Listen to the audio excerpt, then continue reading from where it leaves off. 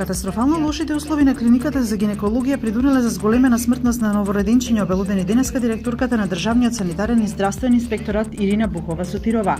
Инспекторите утврдиле дека во еден инкубатор биле сместувани по 2 новороденчиња, бидејќи клиниката има недостиг и од инкубатори, но и од простор за интензивна нега. Ноќта кога починаа 4 новороденчиња на одделот за интензивна нега имало 49, иако капацитетот е само за 25 деца.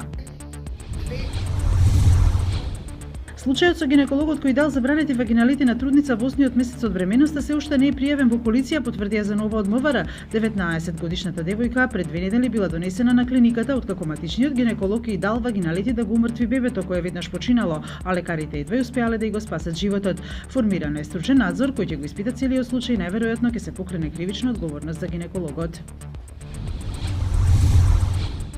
Комисијата составена од Министерството за правда денеска продолжи со ревизија на автоматизираниот информациски систем за управување со судските предмети во Скопскиот кривичен суд.